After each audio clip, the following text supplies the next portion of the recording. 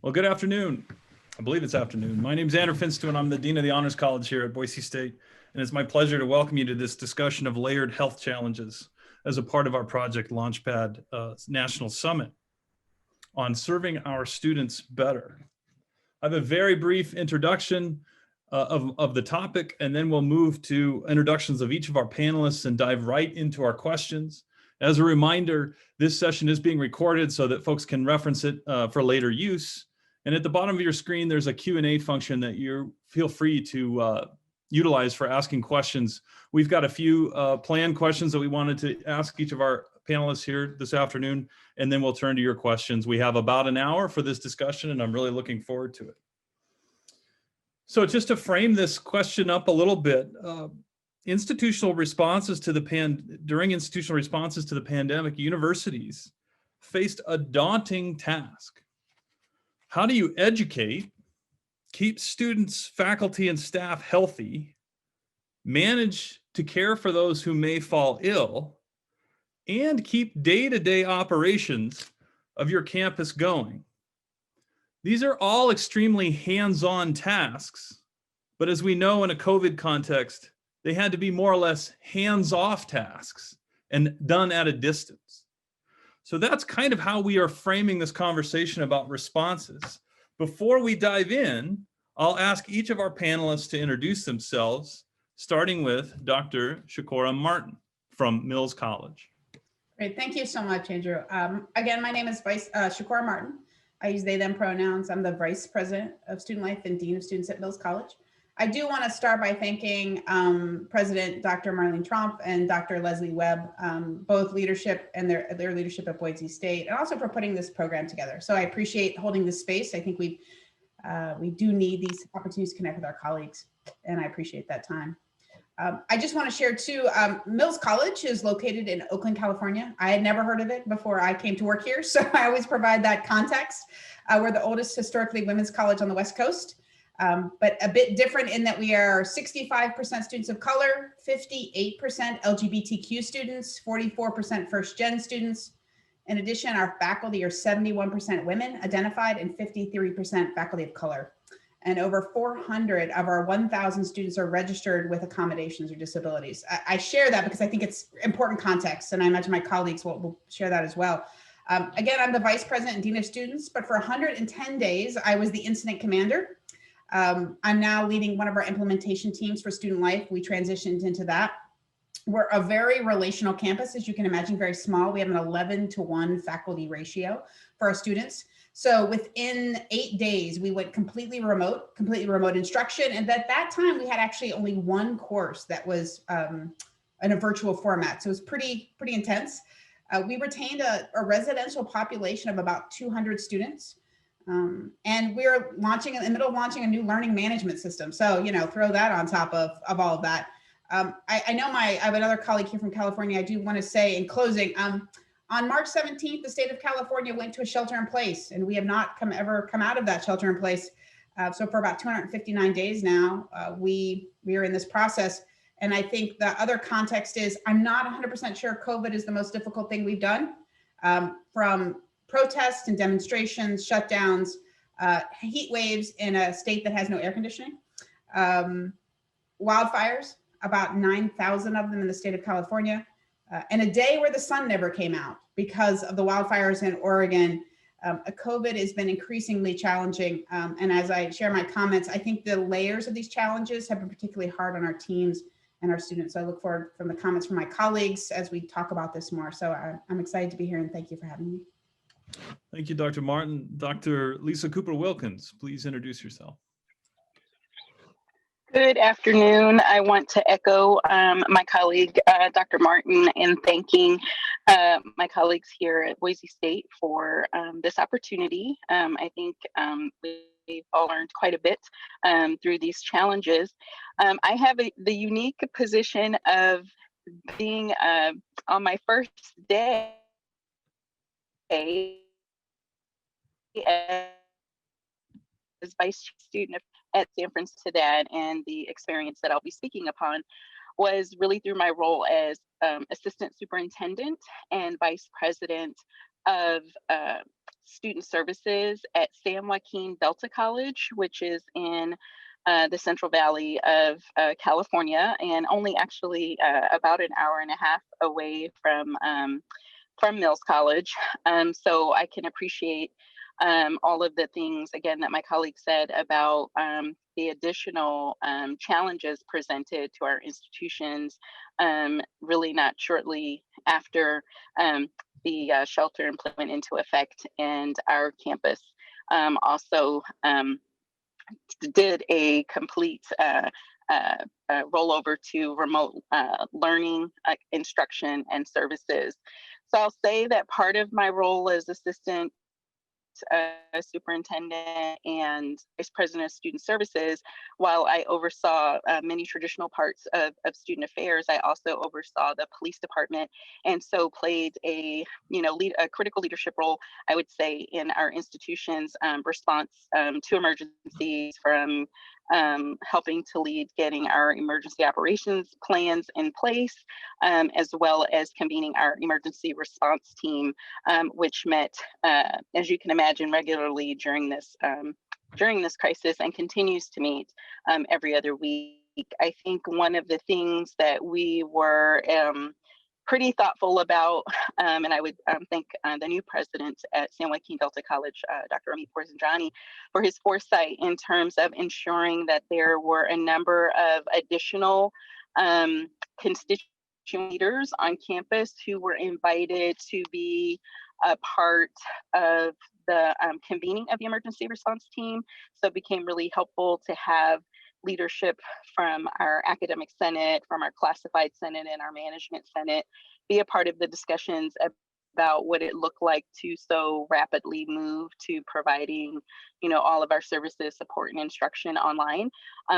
We served almost 24,000 students at San Joaquin Delta College, and are in an area where we have a large number of low-income students, as well as I think we were considered one of the most diverse cities, Stockton, California, in the country. So really trying to find the ways to reach out to those students during the transition, to ensure that students had the technology they need, was one of the biggest priorities. And so the collaboration across the campus to ensure that we were able to do that was critical. I would also say the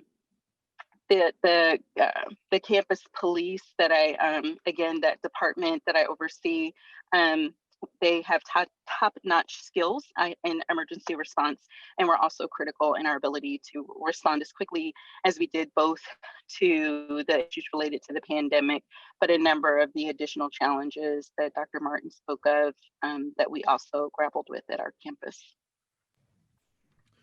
Thank you, Dr. Wilkins. Dr. Shin. Good afternoon. My name is Jeremiah Shin. I serve as the Vice President for Student Affairs at Louisiana State University. And I provide leadership and support for a number of areas on campus, but two that have been really critical during this time are residential life and our Student Health Center, which is which has an integrated medical, mental health, and wellness model. And as you might expect with students on campus, and we do have students on campus, that those have played an important role as we've navigated this. We've had a number of ways to deliver instruction and program services, events, and experiences while on campus. We do have over 7,000 students living on campus, and more than that living adjacent to campus. We've delivered instruction in person, hybrid, online, both synchronous and asynchronous. And so I guess that would be aptly called hybrid, but certainly we've had elements of all of these things. And as my colleagues have said, COVID has been one of many things that we've navigated. We've certainly navigated the items that others have. And I'll also add that we've also navigated a record-setting hurricane season here in southern Louisiana. So that added a layer of difficulty that we didn't expect, especially as it related to hotel capacity for isolation and quarantine. So that was another thing that was unexpected that we were able to navigate. And so again, very much looking forward to the conversation, and thanks again to Boise State for convening this important discussion. Excellent. Thanks, Dr. Shannon. Vice President Colleen Kerr. Hi, good morning and afternoon, everyone. It's really nice to be here with my colleagues, and let me echo everyone in thanking Boise State for putting this together. So my name is Colleen Kerr. I am not in student affairs, so I'm Vice President for External Affairs and Government Relations. And so for Washington State University, I'm at the system level. So we are a system. We have 5 campuses. Our largest campus, Pullman, Washington, is our residential campus. And then we have 3 other commuter campuses who are primarily serving a student body, which is local to those areas. And then we have a health sciences campus in Spokane. And as having said that, with respect to COVID, so much of the attention has been on our residential campus. For those of you who are not familiar with Washington State University and our Pullman campus, it is a large university in a very rural community, and that is noteworthy because we are deeply underserved for access to healthcare and for resources. We are also 7 miles or 8 miles from the border with Idaho, and so the metropolitan area actually includes Moscow and includes the University of Idaho, and yet state regulations and county and city regulations really come to a hard stop right between those 2 schools, which has been fascinating.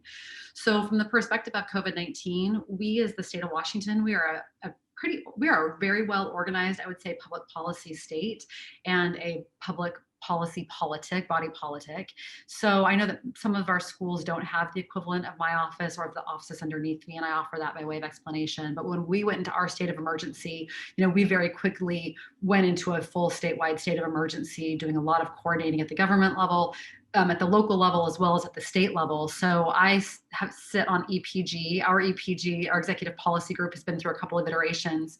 And where we have evolved since we are in a longer term incident management, right, where this is an extraordinary incident management, we have established a testing, attestation, and contact tracing committee, and I co-chair that with our vice president for health sciences, who is also the chancellor for our health sciences campus. And so really, because we are in an extended period of pretty protracted government relations, it has been the 2 of us who are then working to implement testing, which is the testing for our students, including Dr. Wilkins, to what you were talking about with respect to student healthcare, coordinating with our Cougar Health Services, offering employee screening testing, partnering with all of our community partners, and then trying to identify funds for that.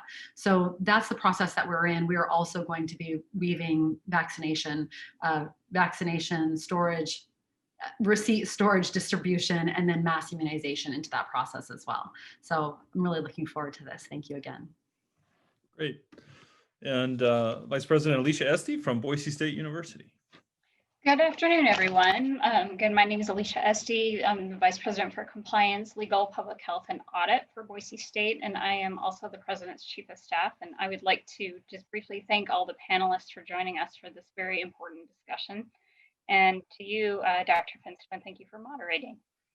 Last March, I helped coordinate the university's initial response to COVID, and since then, my responsibilities have grown tremendously to include supervising a staff of roughly 50 public health officers, nurses, allied health providers, contact tracers, lab technicians, and lab staff. Boise State went fully remote in March of 2020, and we remained remote until fall term.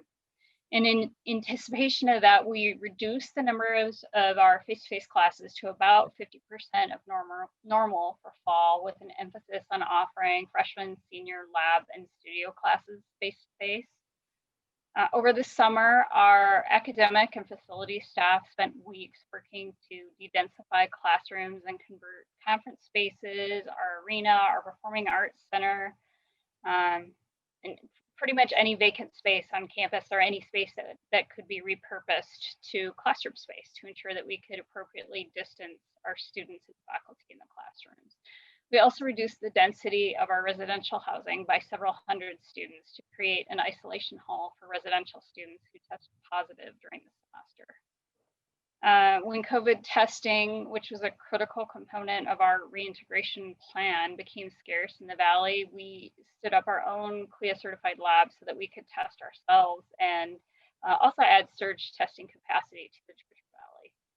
our goal all along was to maintain face-to-face instruction as long as it was safe to do so throughout the fall, with plans to convert all classes back to remote delivery after Thanksgiving. And we were able to do that. It wasn't always pretty. There were some times where we had discussions, pretty candid discussions about, is it time? But we pulled it off and we did so safely. Excellent. Thank you. Well, we have our first question here, and many of you have already kind of outlined some of the issues, but those relate to the challenges we're facing currently. How are you navigating challenges on your campus? Maybe think of one or two challenges. We're actually entering our 9th month here in December. If you think about March being really where things started to shut down, here we are in December. So a lot of lessons learned, but what are the two COVID related challenges each of you are dealing with on your campuses? I'll start with Dr. Wilkins.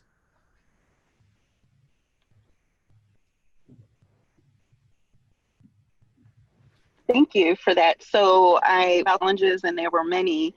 I first wrote down that one of the biggest challenges is students' frustration with having to take their courses online.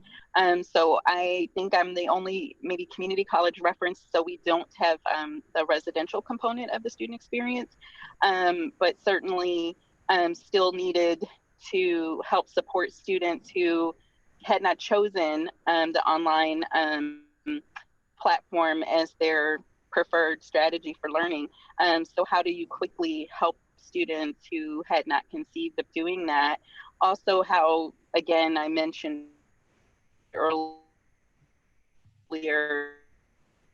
the need to, the technology needed to be able to access their courses and still continue to be successful. We did some surveying of our students and found out that upwards of 90% of survey respondents were accessing courses on their phones.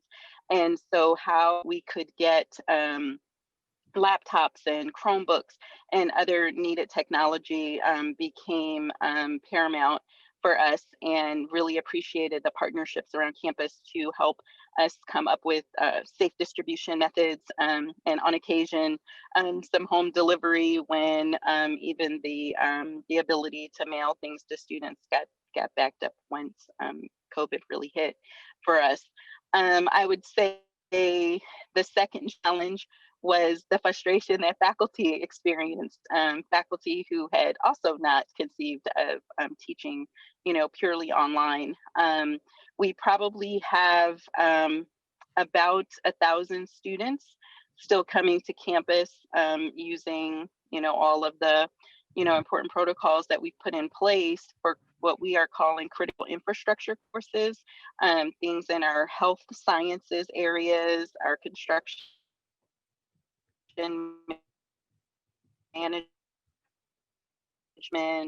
automotive courses, but our faculty are teaching online. And I think Dr. Martin mentioned our shelter in place went into effect on March 17th.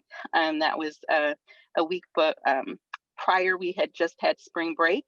And so we only had about 10 days to help faculty get familiar with Canvas, our learning platform, and also get the technology they needed to be able to successfully deliver their courses online. So I would say the two together have proven and continue to be a challenge, but one that we continue to work through. We provided Wi-Fi in the parking lots for students who may not have had it at home. That didn't always feel like a full solution.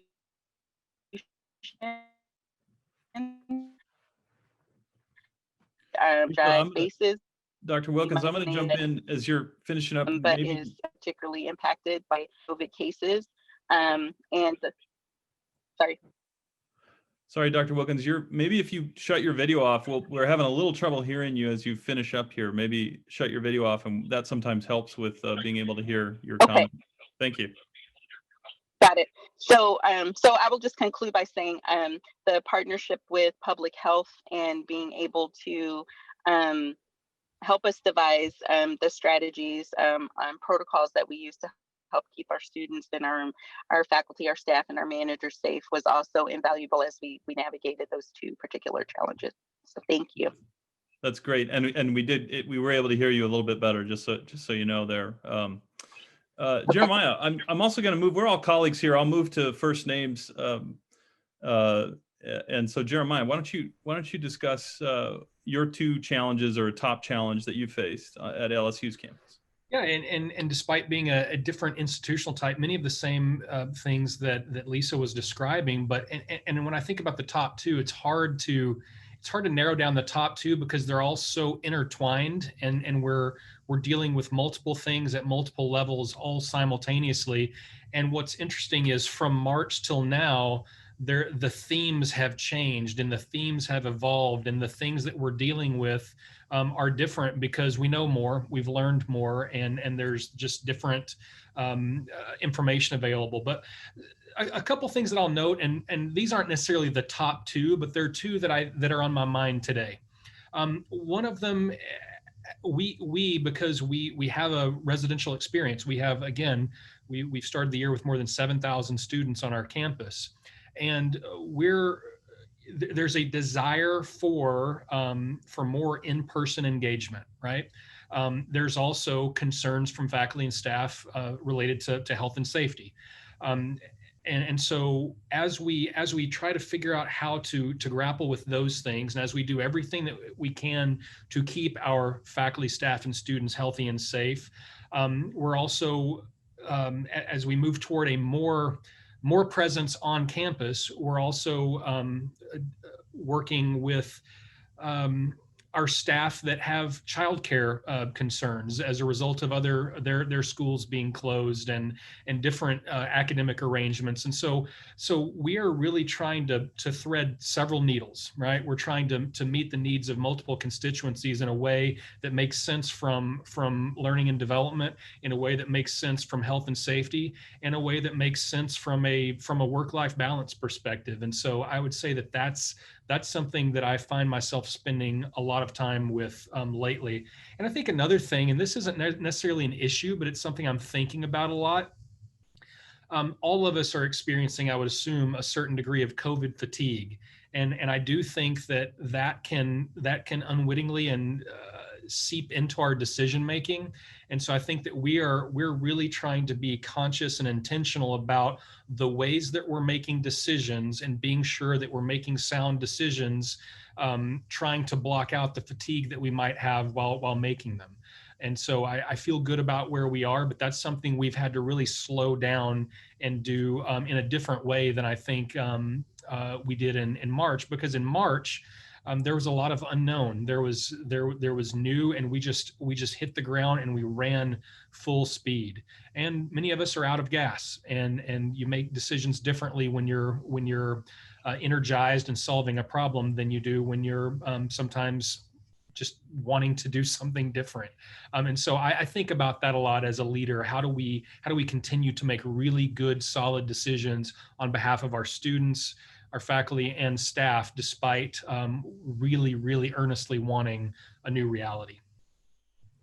Thanks, Jeremiah. Colleen, you mentioned the rural location of the main campus as one challenge. Is there another one or two that you would offer as you reflect on your experience the past 10 months? Sure. It is, first of all, it's so interesting to hear everybody, because as you were going through, I'm like, yes, that's ours, and we're dealing with that too. Certainly student technology issues, which Lisa spoke about. I mean, that is huge. We had the exact same experience, that students were attempting to finish their semester of college on their smartphones, which kind of blew my mind. I think about all the things I do on my smartphone, but finishing college was not on my radar. And it is hard to overstate how underserved for access to healthcare we are in Whitman County, which is where Pullman is.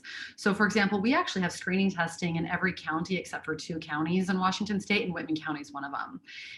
We got it stood up because we actually have FEMA funding now, and we have the Army National Guard, and it's WSU. We as the stakeholder who have that relationship, but that is what has been able to provide us capacity for testing. Now, Alicia, similar to what you were talking about, we were able to we have the animal diagnostic lab. It's a it's a state and federal facility. We were able to bring that online through a CLIA process for testing of human samples, which has added capacity for the state as well as for our region. So we've kind of been through a lot of these hurdles. What I will say is we are still in a remote learning environment.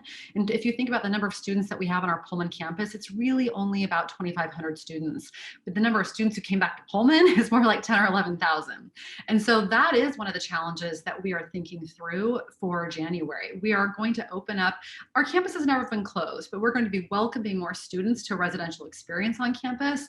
And I think identifying what it will look like to maintain probably a pretty consistent remote learning environment, just because of where we're at in the state of Washington with respect to the spread of the disease and what our safety protocols look like. But identifying ways for students to be able to act more together, I think that is critically important. And I want to applaud our Student Affairs Department Vice President, Dr. Mary Jo Gonzalez, and her entire leadership team for how thoughtful they have been in identifying those ways in an online environment, and then starting to think through how we can creatively use space and how we can be outdoors so that students can interact more together. When we had the organizing panel for this, President Trump talked so much about the mental health impacts, and that is front and center as we are thinking about our students as they're some of them are trying to complete their first year of college or their last year of college, right? Like these huge life moments, in the stress of being 18 to 26 years old. And so thinking about that in a very intentional way for January is really important.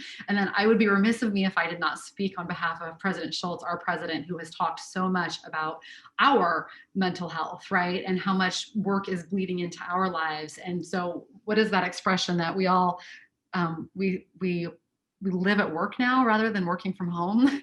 And so how we can be mindful of what that balance looks like. And so I think there's a complex set of issues around that as we look to a protracted future in COVID-19. Great, thank you.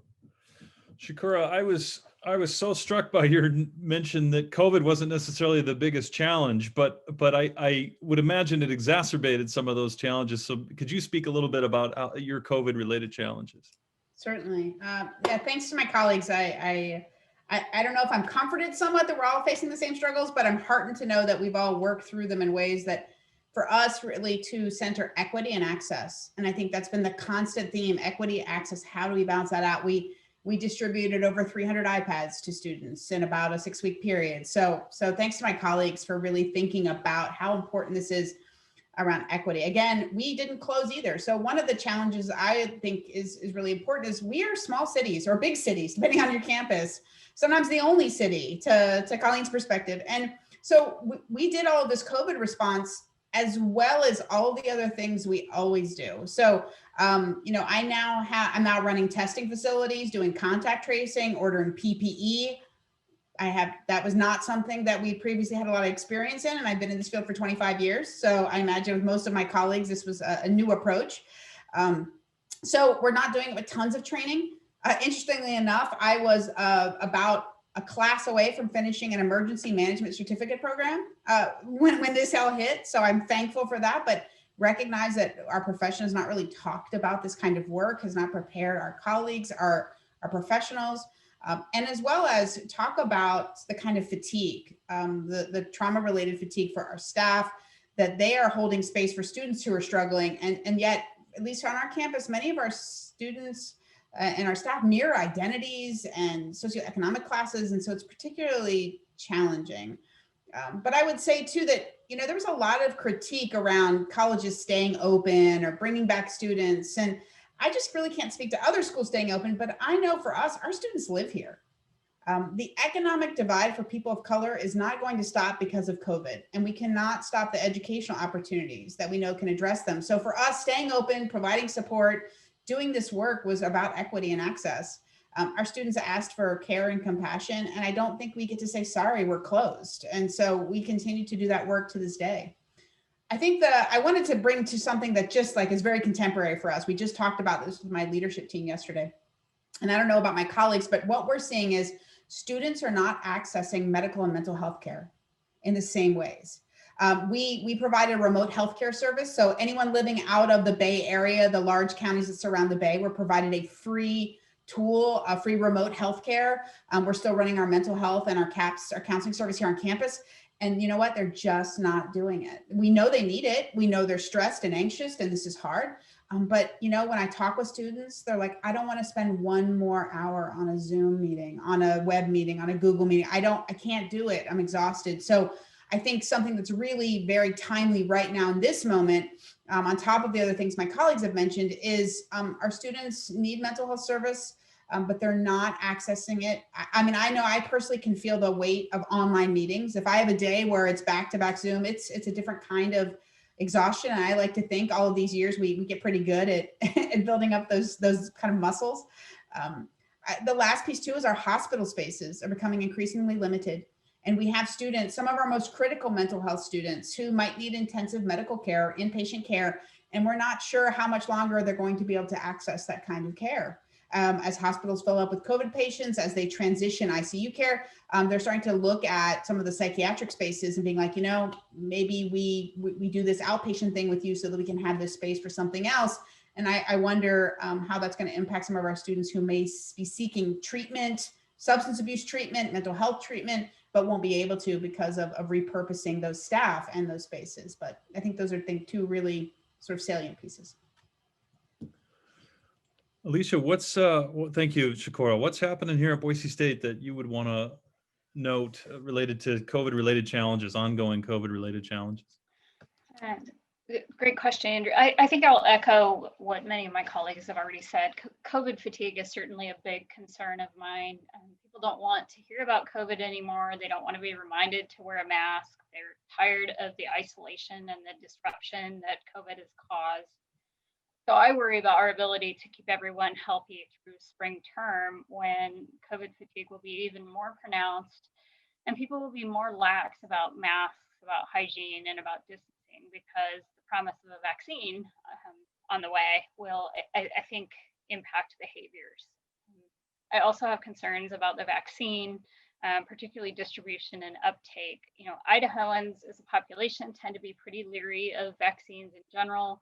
And this is the first vaccine of its type, and we don't have the same longitudinal safety data on this vaccine that we do on other vaccines. And I believe we'll have reliable access to the vaccine in late spring or summer, but that doesn't equate to our population's willingness to get vaccinated, particularly when 2 doses are required and to achieve herd immunity. And then I'll also just briefly speak to mental health, particularly for our isolating and quarantining students and faculty and staff. What we've noticed is around the 5th day, people start reporting feelings of hopelessness, loneliness, and isolation, frankly. And this has been particularly difficult for people who are asymptomatic, who feel fine and want to be out doing the things that they're still able to do. They don't want to be stuck in a room for 2 weeks or 10 days. They want to keep living their lives. And so we have been working to address this, ramping up our support services for these students, including regular Zoom check-ins, online activities like yoga and other activities that we try to engage them in, additional academic support, and then of course, mental health support. So all these responses are obviously related to student and employee well-being and health, which of course connects directly to Project Launchpad, which is thinking specifically about student personal and professional well-being. And we've got a great question that came through from one of our audience members. And again, for those of you listening, I encourage you to use the chat function, the Q&A, that relates to this theme of student mental and mental health, just health overall, personal and professional well-being. You've all mentioned those issues of health, mental health, access to technology, the need for community. Shakora, you put it very nicely as equity and access around students and how do we supply the needs. And the questioner asks, you've all had to make these rapid fire changes to student needs and assessing student needs and responding to them. In that crucible of crisis of responding to student needs, are there things from this immediate moment of responding to students that you will carry forward for student well-being, both professional and personal well-being? What are the things we've learned from this moment about responding to the needs of students that you'll carry forward? And I think I'd like to just kind of open it up. I can also direct, but just open it up, see who wants to jump in first here. I'll turn off my video as I start.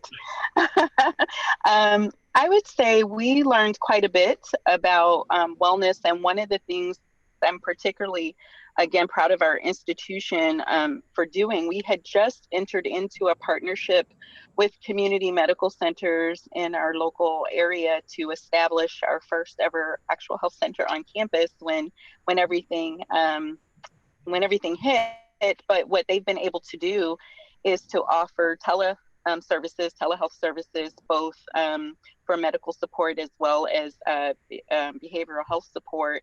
And so we're really excited to be able to bring that service to our students. But the other thing that we did was we intentionally launched a wellness initiative, a district-wide wellness initiative for the entire community. So for our faculty, our staff, our managers, and especially our students who, again, upon surveying them, were really struggling, emotionally and with the mental health aspect of going through all of this.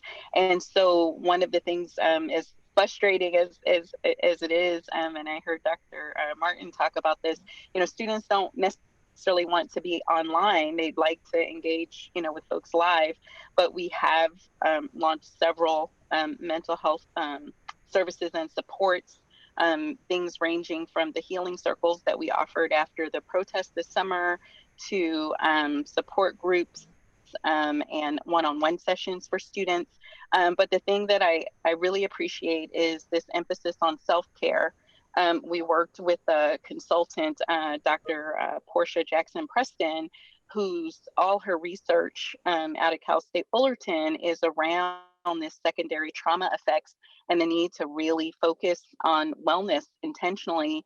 And so as an institution, we've been thinking and implementing practices like Wellness Wednesdays, where we don't schedule any meetings and we don't let other people schedule meetings, so professionals have an opportunity to have a break.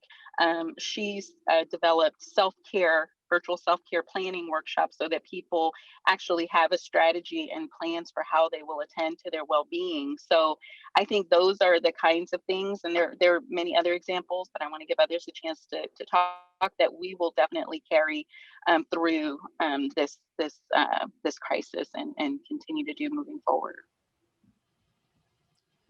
So I'm happy to chime in. Number one, I hope y'all are taking notes. I love these panels because I'm just like, okay, person at Cal State full of self-care. So just so you know, we may do this work, but we're always leaning on each other. And that's something I will share, is that our network of colleagues, professionals in this field, are amazing. That is something I will take with me. We, I don't know what the corporate world is like, but I can tell you, it was open source. We were sharing information here in the Bay Area. We were emailing each other policies. We even had just sort of a happy hour, bring it as you may, on a Friday afternoon. So all of the dean of students at the small schools could sort of just commiserate a little bit.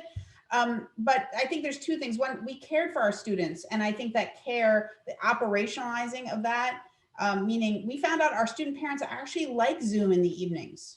They actually showed up because they could put the little ones at the TV or playing a game or in bed, and then they could come to our events. So we operationalized a lot of things and learned.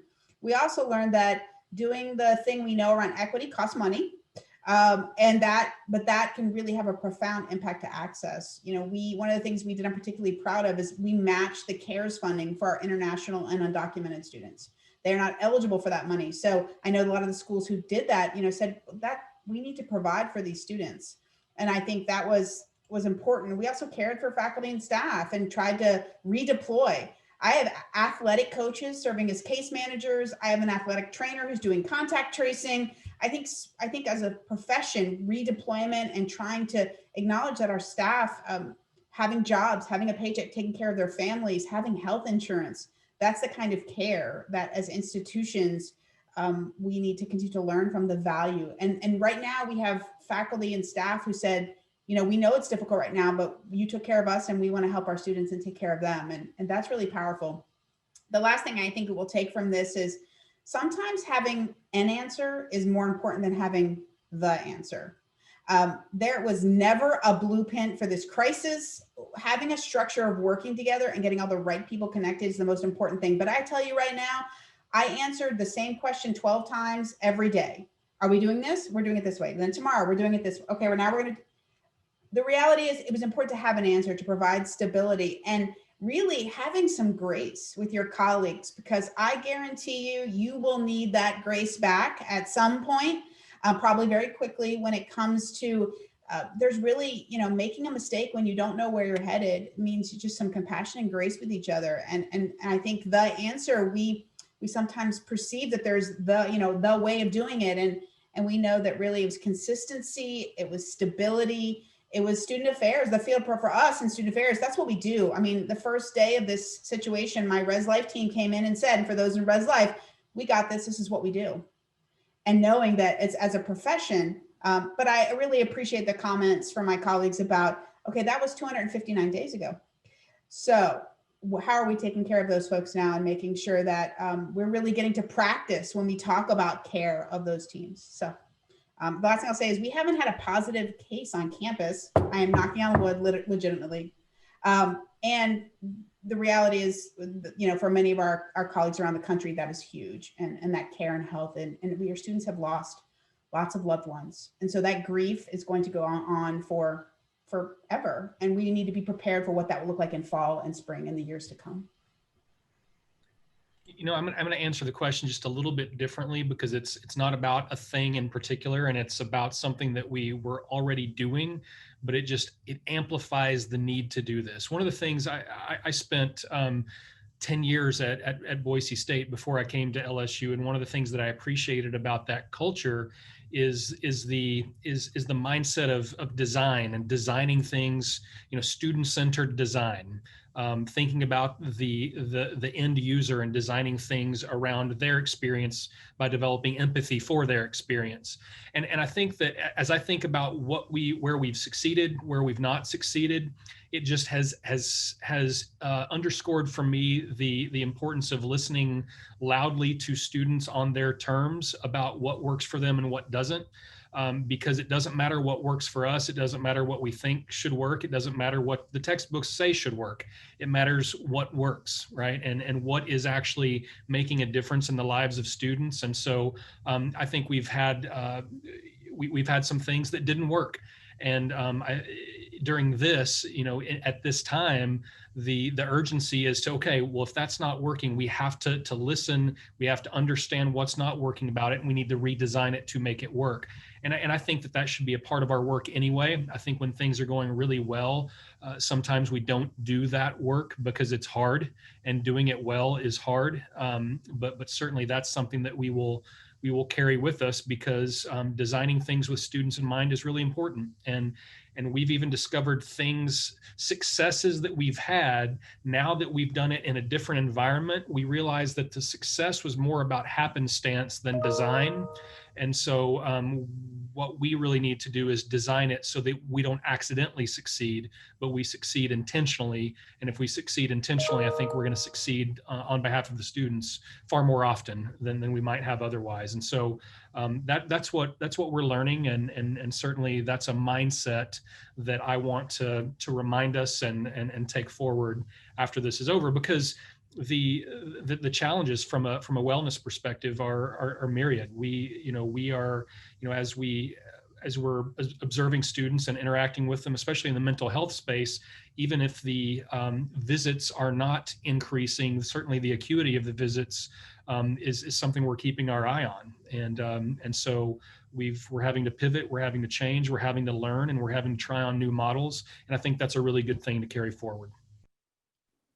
Let me offer one observation. My office is not liaising with students the way that your offices are. And I think that is so important. I often say to my staff when we have our meetings, our university has two priorities. It's, students and faculty, right? It's education and research, and then we're land grant. There's outreach built into that. But I raise that because I've been struck over the course of the pandemic how we as a leadership team, and I say a broad leadership team, our cabinet with our deans, how we have been working differently together and working with each office's leadership teams. But one of the things we had started doing prior to the pandemic, really through our strategic planning process, was bringing student voices to the table much more strongly. So participating in the strategic planning process, including for different offices.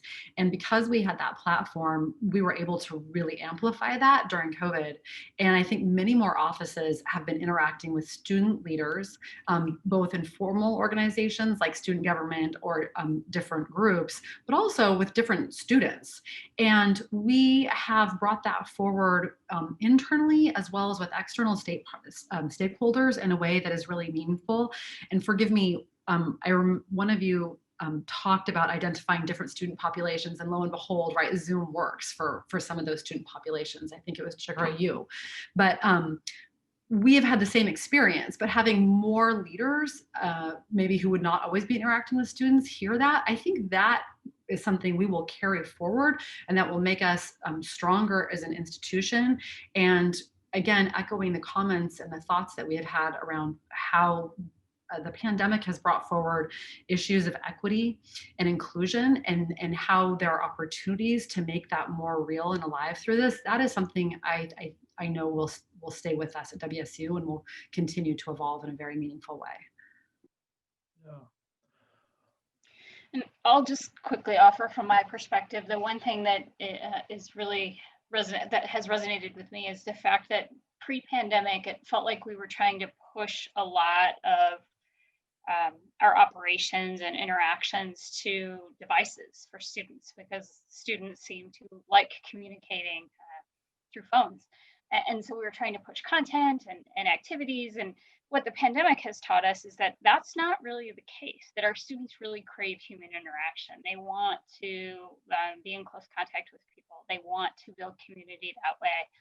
And so we really need to, as we exit the pandemic, make sure that we're striking a balance and bringing back some of those face-to-face and personal interactions and valuing them, because they are valuable and they are meaningful to our students.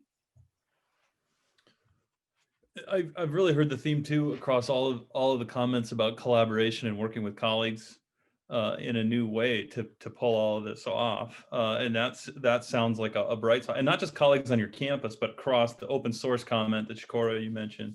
And I'm wondering if we can quickly go around and think about something that we've all done well in this context. So not to suggest that hasn't been the case, but oftentimes we're thinking of deficit. We didn't meet the needs. This kept hitting us in different ways, and that's all real. But what are some things, what's one thing that stands out as a point of pride on your campus in your response to COVID that you want to lift up and hold up as something you've done well, your campus has done well? Jeremiah, why don't you kick us off? Yeah, the thing that my first reaction to that is I think our campus has done a really good job of just doing what's necessary to get the job done. Right. So, so often in my career, I've been at tables where you have to wonder, well, what are they really thinking, or what are we really trying to do, or what's the ulterior? It's just been about, it's in its truest sense, it has amplified the magic of teamwork. Like when we're all on the same team and when we're all rowing in the same direction and we're focused and intentional on the things that need to get done.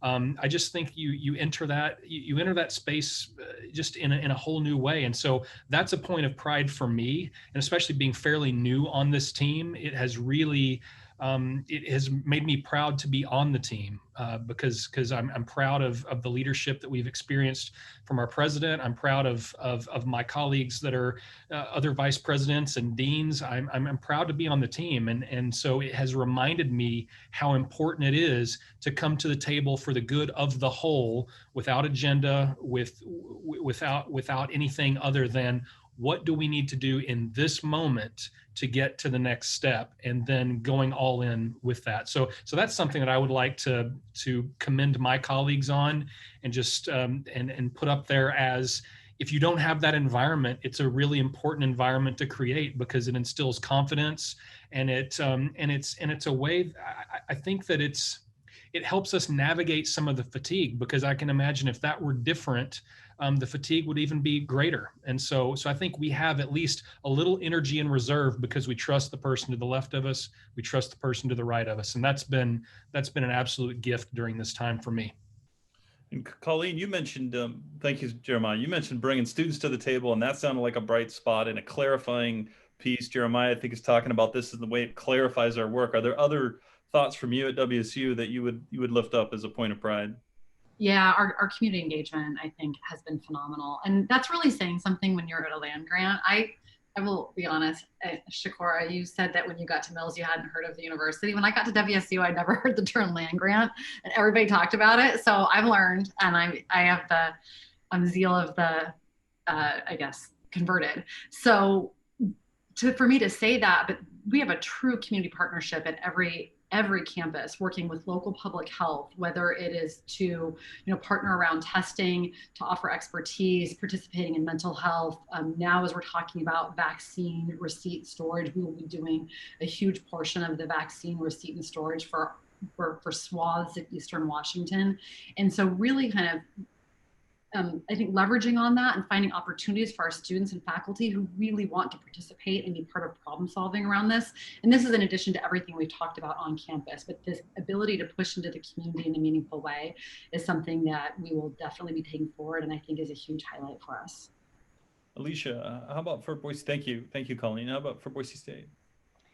I think that it's probably our lab I'm most proud of. I'm proud of a lot of things, but our lab is staffed entirely by either current or former students. And they're so proud to show people around when they come in there. And it's such a, they're really committed to improving the health of our students and faculty and members of our community. And you can see that in everything they do. And that's really, really heartwarming to see. Shakora and then Lisa, points of pride. I would just say, I go a lot. There's the easy way and the right way, and they're rarely the same way to do things. And I look back and feel like when we had really pivotal moments, we did the right thing, even if it was hard, and it continues to be hard. And for my team, it was never a we can't. It was we're not sure how, but we will figure it out, and we'll do it together, and we'll do it in support of each other.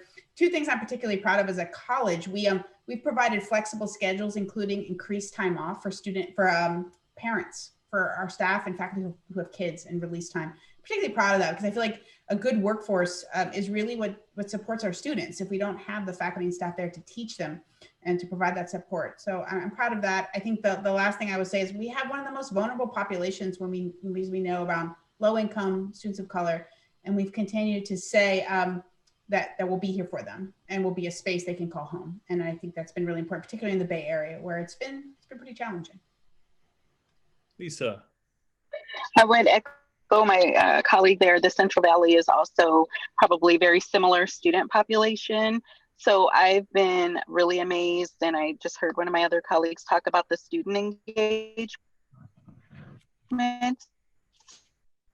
So as much as they perform student voice infused throughout our participatory governance process in a way that we haven't really had before, that I think has been really valued by our faculty and our administration and our staff, just to remind us that we're all here to serve students and be of service to them, and to have them so engaged in so many of our processes has been wonderful. And I will echo again, Dr. Martin's, reminder that this is about equity and access.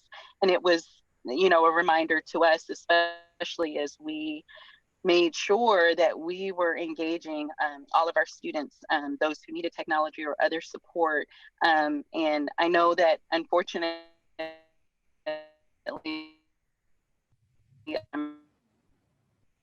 we're losing you again, Lisa. Didn't have the means, but it was a